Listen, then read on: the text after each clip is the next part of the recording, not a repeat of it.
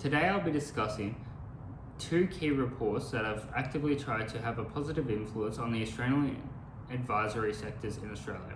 Firstly, the Royal Commission Report by Kenneth Heen and the Quality of Advice Review by Michelle Levy. Both of these articles aim to address the challenges within the financial sector, particularly with the declining of financial advisors in Australia. A bit of background information. Australia is facing a shortage of financial advisors, largely due to the complexity and the overall usefulness of the regulations. In one of the articles, the Royal Commission exposed a widespread misconduct in the financial and insurance industry, which showed that customers were often sold unnecessary products or misinformed while at the point of sale. Levy's review highlighted the over-regulation of the industry, which has turned ethical duties into a tick-of-the-box process, which basically means that instead of doing the best possible job as your advisor, they are ticking off certain regulations so that they don't get in trouble, basically. Some recommendations from the Royal Commission. Firstly, the deferred sales model.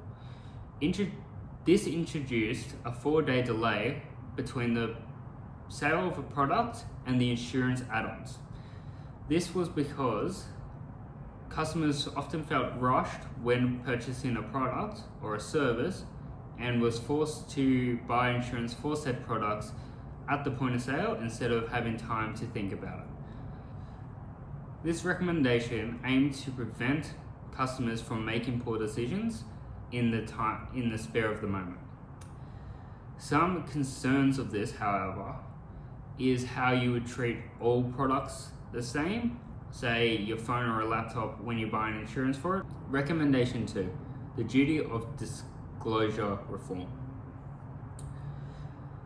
Before this recommendation was put into action, the burden of disclosing information was put onto the consumer, which didn't have an expert knowledge of which was important and which was not, which often led to companies voiding contracts because of misinformation or information that was never provided. This recommendation seeks to reduce that by putting the burden onto the companies to find out information for themselves. Furthermore, recommendation 3, voidable contracts. A continuation of recommendation 2, life insurers can only void contracts if the non-disclosed information would have led them to decline the contract completely. So with these two recommendations, the information gained would be put onto the company to find out for themselves, and they can't void any of their contracts unless the information found out would have 100% made the business not go into a contract with this person because of the information misled.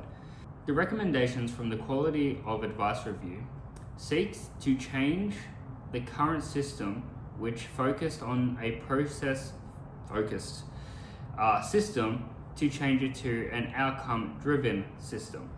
This would actively seek that advisors would seek the best possible outcome for their clients instead of just going by the regulations and ticking the boxes. This would then turn into Duty to Provide Good Service Act, which would replace the Best Interest Duty and the Safe Harbour Duty.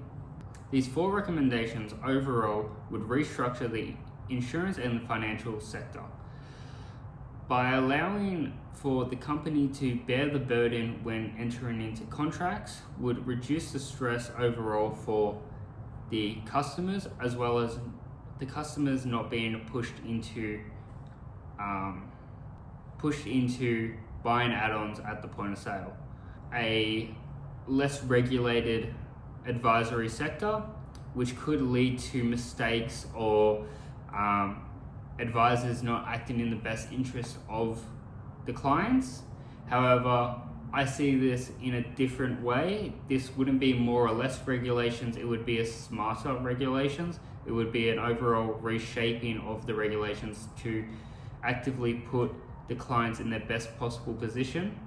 The heavy regulations already have a massive impact on the advisors staying in the industry, and changing these regulations and forcing them to learn these new regulations could drive in a short term, drive advisors out, but in the long term may bring them back in. They would also have to seek professional judgment from companies and government bodies and key stakeholders in this industry to make this really work. If they don't, there could be a lot of backlash from advisors and companies alike. With these implementations, which were taken into effect in 2020, 2021, and 2023, in those spans, all 4 of these recommendations were implemented.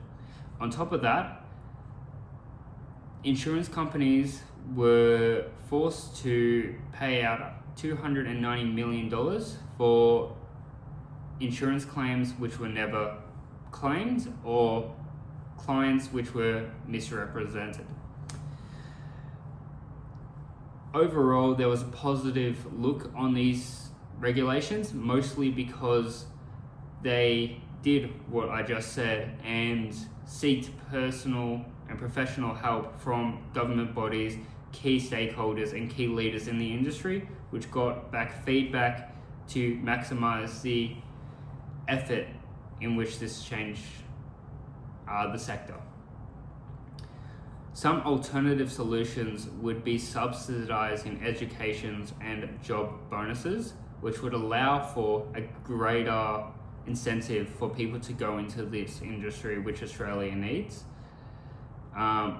Despite the recommendations being good in my eyes, I believe this could add another incentive to bring in more people from Australia to really look to be a financial advisor. Overall, the 2 reports seek to maximize the effort of the financial advisors around Australia. Instead of wasting time with regulations that don't impact their clients in a positive manner, nor does it impact the advisors in a positive manner, these smarter regulations seek to change the industry in a better way. With these 4 recommendations, it has made way for a smarter, easier way to deal with regulations with the best possible outcome for the client in mind. There's a lot to still be done in this sector, as we still do not have the right amount of financial advisors around the country, but with more regulations being put into effect and legislation being put into effect, this can only be a more positive step into the right direction.